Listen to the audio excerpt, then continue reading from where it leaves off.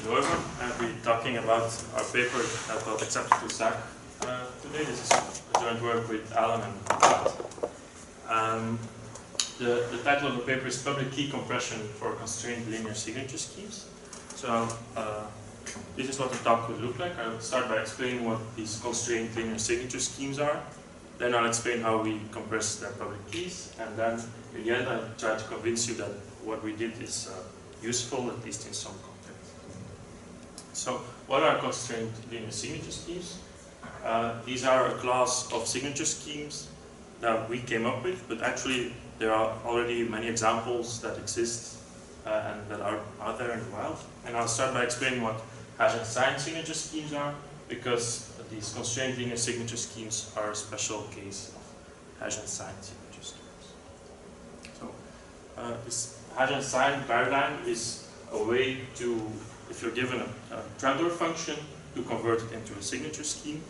So what is a trapdoor function? It's just a function that can be computed efficiently. It goes from a domain to a range, and it's supposed to be a one-way function, so it's easy to go this way, but hard to go the other way. Unless if you have the secret, if you have the trapdoor, then it's easy to find. Given an element in the range, it's easy to find an element in the domain that maps to that element. But you can only do that if you know the trapdoor. And given such a trapdoor function, it's easy to build a signature scheme out of this, because if you the key generation is that you generate a trapdoor function as a public key, and the trapdoor itself is the secret key. Now, if you want to sign a document, you compute the hash value of this document, which maps into the range of the function. And to sign, you use the secret trapdoor to find a pre-image for that point. Now, if you want to verify if the signature is correct, you just have to evaluate the trapdoor function in the signature. You have to compute the hash function of your document, and if they're the same, then it's a valid signature, and otherwise it's not. So this is really easy.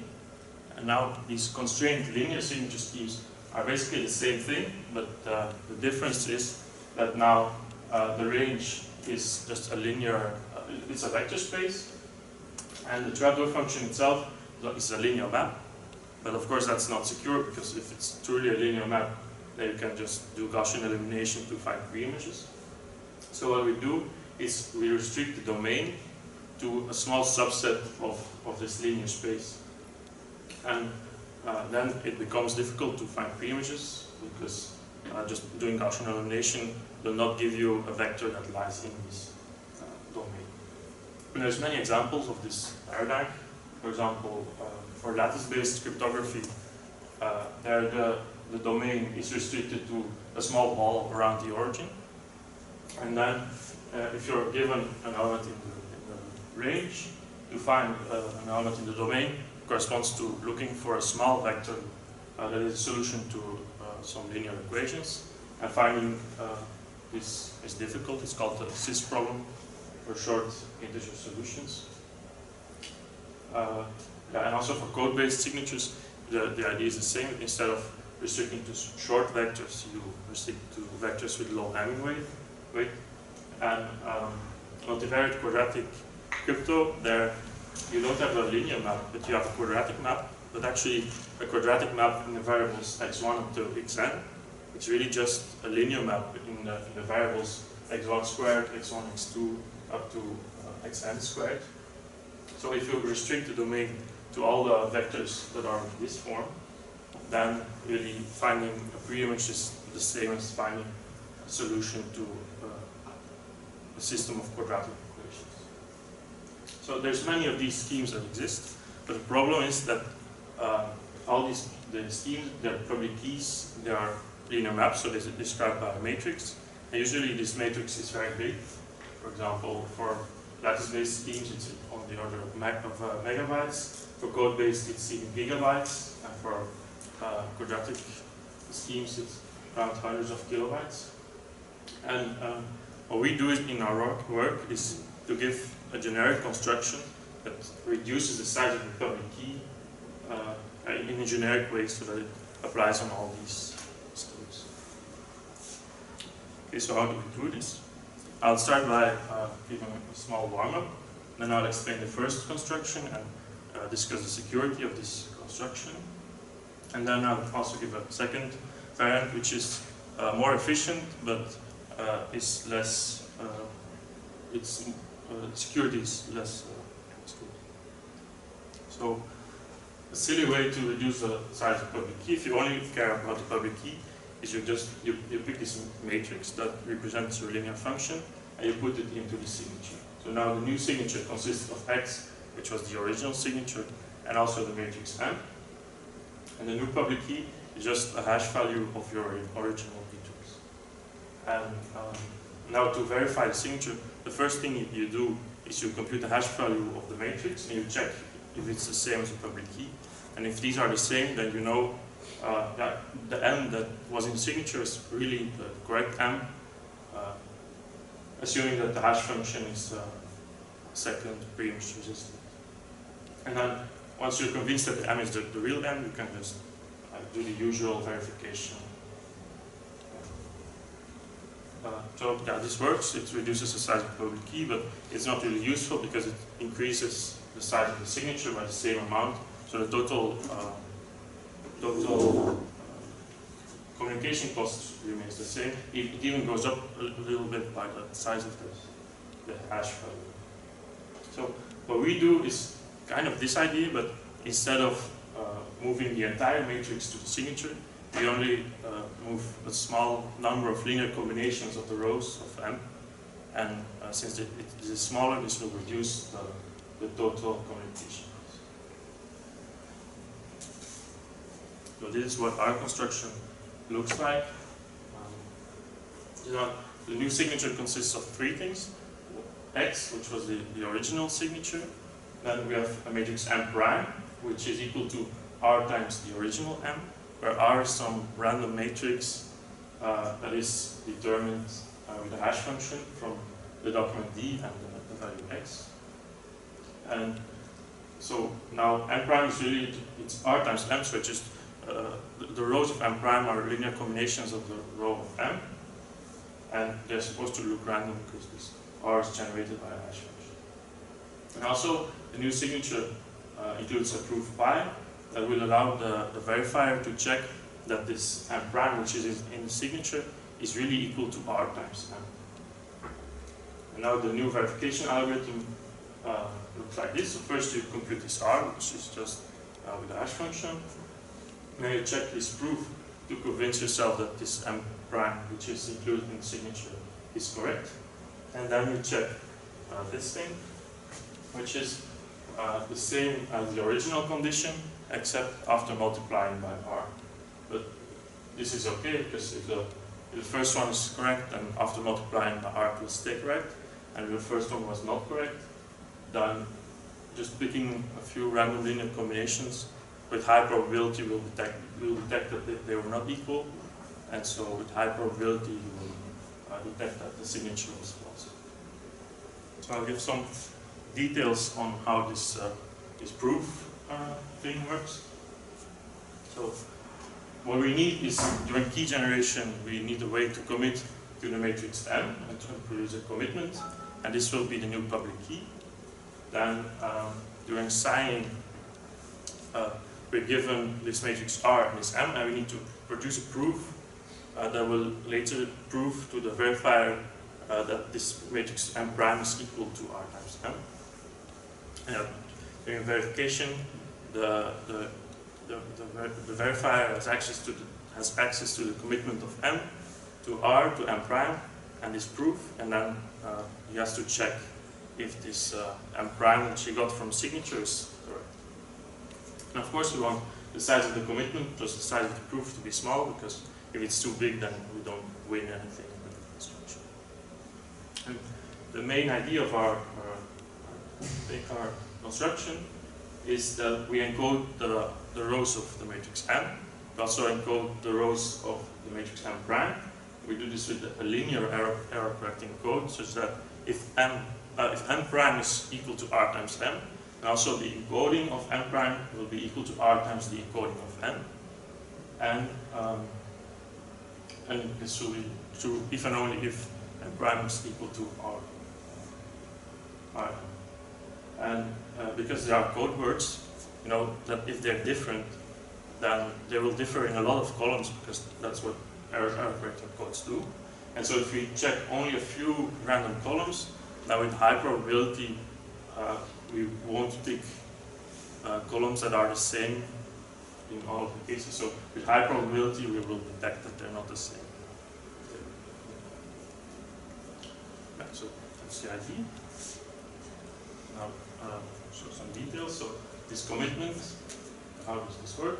We first we start from the matrix n, and we we encode every row of this matrix n to make a bigger matrix, and then we build a Merkle tree over the columns of this matrix. So this means for every column you compute the hash value of it. This gives you h11 for the first column. Then you do this for every column, and then for every 2 hash values you compute the hash value of their concatenation. And you do this for every pair until you've combined everything in one binary tree. And the root of this structure, which is called the Merkle tree, the root of this tree is this commitment, and this has a property that this root commits to the entire matrix. But if you want to reveal one of the columns, you can do this by only revealing logarithmically many hash values. For example, if you want to reveal the second column, to authenticate this, you only need to give this value and this value, because if you know the column, you can compute this value, then from these two you can compute this one, from these two you can compute this one, and then you check if this is equal to the root that you got in the column. And now, so to produce a proof, it's really simple. You just pick a random subset of the columns of this encoding of n, and you reveal them in the signature. You also reveal all the nodes in the Merkle tree that you need to verify that these columns were correct. And to verify the proof, the first thing you do is you check all the nodes in the Merkle tree, and you compute the hash values, and you see that you get the root back. And if this checks out, and you know, okay, the signer really gave me the correct columns, because otherwise you have to find second pre-images to the hash function. And then, so we know the columns of m, and we also know m prime, and we know they're related by multiplying by r, so we just multiply the columns that you have by r, and we check if they're the same as the columns in the encoding of m prime. And yeah, so because we know they're valid code words, if they're different, then they will differ in a lot of columns, and we're checking them at random columns. So with high probability, if they're not the same. So this is the probability. This thing is probability if you pick a random column, that it will be, if they're not the same, then they're different in at least d columns. So d is the minimal distance of your code. So they will be the same in at most the total number of columns minus d columns. So this is the probability of picking one that is the same, and we're picking this many, and we choose our parameters so that this probability is really small.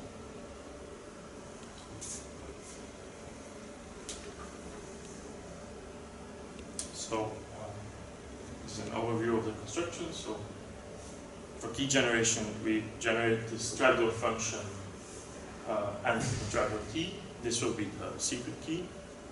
To make the public key, you encode all the rows of m. You build this Merkle tree, and the root of this tree will be the public key.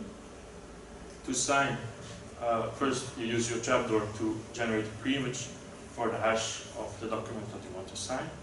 Then you pick this random matrix R, and you compute m prime. We also include that in the signature. Then you make this proof, which means that you pick random columns of the encoding of m, and you reveal the nodes in the Merkle tree to authenticate them. And that's everything for signing. And for verification, you just you check this axis is in the domain, and is this equation valid? You check all the nodes in the Merkle tree, if hashing, if you end up with the root of the Merkle tree, and then you check if this n prime is correct.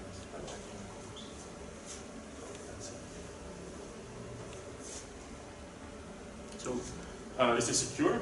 And the answer is yes, because we are able to prove that basically that no security is lost by in a transformation in the quantum random oracle model. We prove this statement, which says that the advantage of an adversary against the new scheme is bounded by the advantage of an adversary against the old scheme, where QS is the number of signing queries, and QH is the number of queries to the random oracle.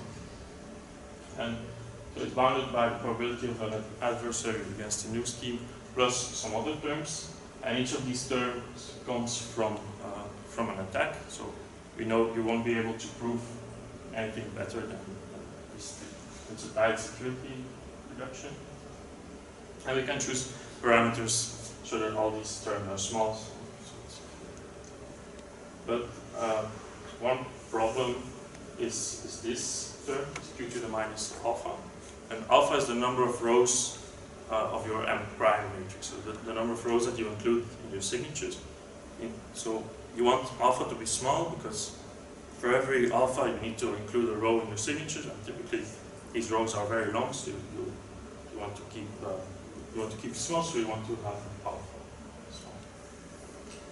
But yeah, this q to the minus alpha basically forces alpha to be bigger than this value, which is a problem if q is small. For example, for code-based schemes, you're working over a field with only 2 elements. That means that if you want to have 128 bits of security, you need alpha to go to 265.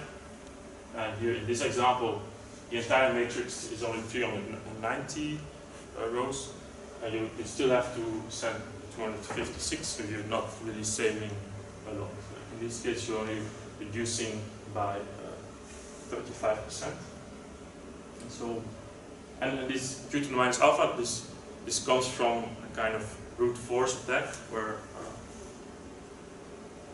here, for doing signing, if you don't know the trapdoor, you can just pick the X random, and all the rest you do correctly.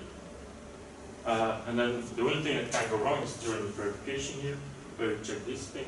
And this equation only has alpha components, so if this is just random, then the probability that this will be satisfied is q, the size of the finite field, to the power alpha. So that's why this has to be big. But yeah, this is a bit of a problem. So in the second variant of our construction, what we did is, instead of having a single signature, we have sigma signatures. So instead of 1x, we have x1 to x sigma. And now we check basically the same thing, but sigma times, so for mxi has to be equal to the hash value of d concatenated with I for every I between 1 and sigma. Now if you want to do the brute force attack, it doesn't work anymore because there's sigma times more components in the equations that you check, so it gets much harder. Unfortunately, to prove that this is secure, we need a new assumption, which we call the sigma r Haschen sign security. And informally, it says that it's hard to find a document and sigma vector x such that the dimension of this thing is smaller than 1. This thing is the vector space spanned by all these things, which are the errors basically that you make with every signature. For correct signatures, we have equality there, but here, so basically the adversary is allowed to make mistakes as long as the vector space spanned by all the mistakes has a dimension lower than 1. And the adversary is also allowed to use a signing oracle, because we're trying to do EUF CMA security. And this is like a stronger assumption that EUFCMA security of the original scheme, because that 1-0 HSS is the same, because then you have to find a document that a single signature X, such that the dimension of this thing is equal to 0. But if this is equal to 0, then all of them has to, but you're not allowed to make any mistakes. The space of all mistakes has to have dimension 0. So it's the same for 1-0 HSS, but for larger sigma and larger R, the security assumption gets stronger. But if you assume that this is still true, and it seems to be true for most of the problems, then we can have a more efficient scheme. So this is what we were able to prove for the second variant. It's the same as 2 slides ago, except now instead of q to the minus alpha, we have q to the minus alpha sigma, which is a good thing, because now we can pick alpha smaller. But the bad thing is that we have a reduction from this HSS assumption and no longer from the security of the original scheme. And for example, for the code-based scheme that I explained before, now you are allowed to pick alpha equals to 1 if you choose sigma equal to 256. And if you do this, then you can reduce the communication cost by a factor of 383, which was much better than the 35%.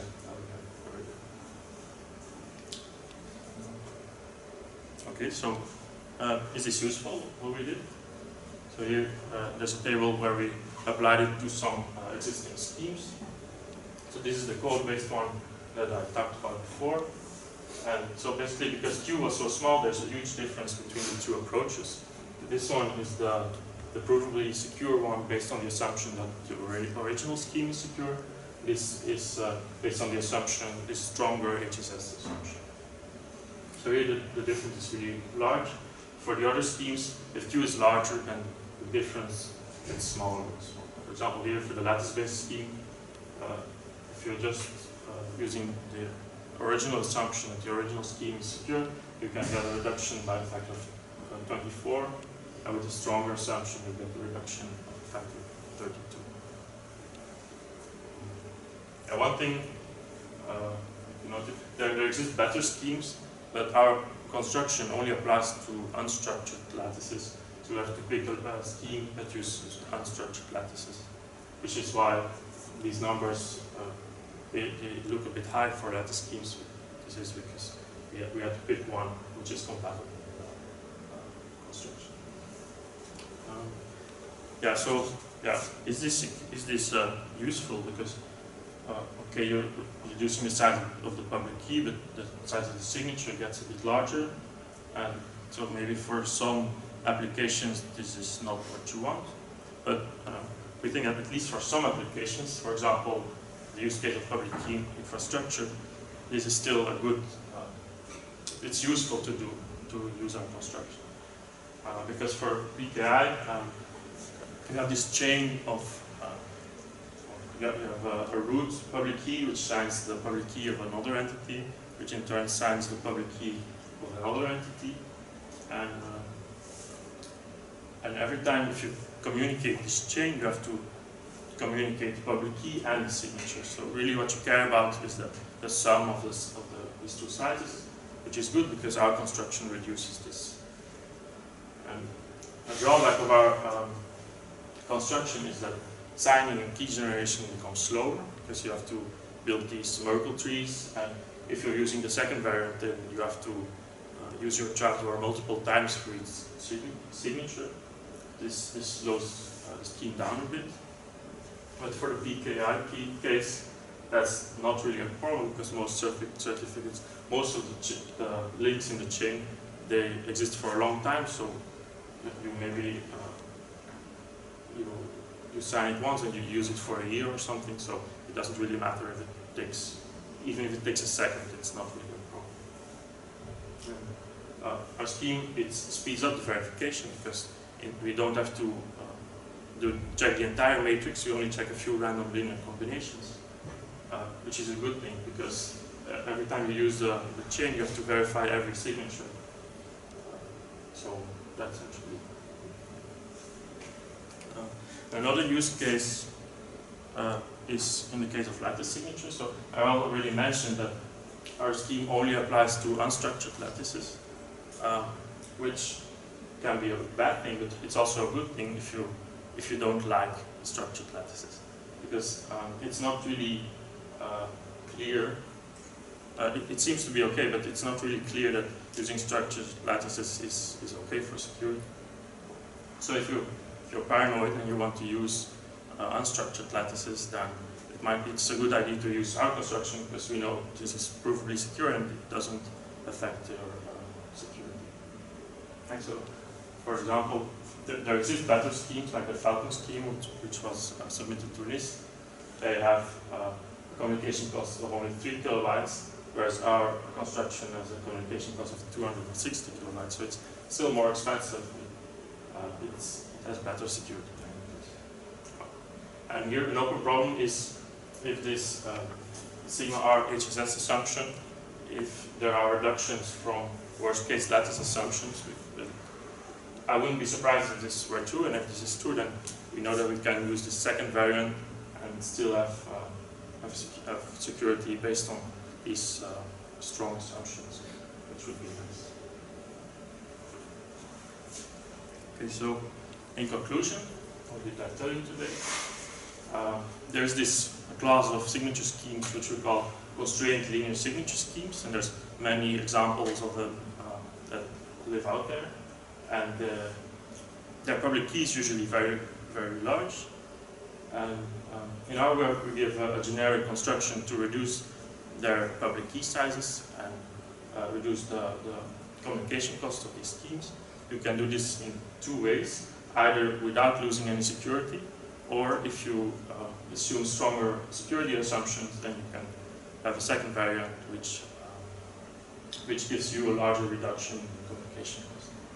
And this construction could be useful for applications where you care about the size of your public key, such as the PKI use case, or it can be useful as an alternative to unstructured lattices. Thanks.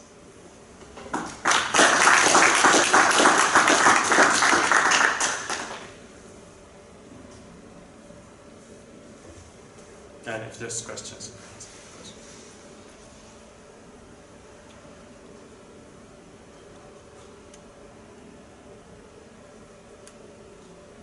So can you show the previous slide? Mm-hmm. So for lattices, do you need this HSS assumption or not? Because we showed that you leave it for code-based crypto to get better performance. Does it also help for lattices? Yeah, it's not really as necessary, right? Because the difference is like we have this, and we could have this.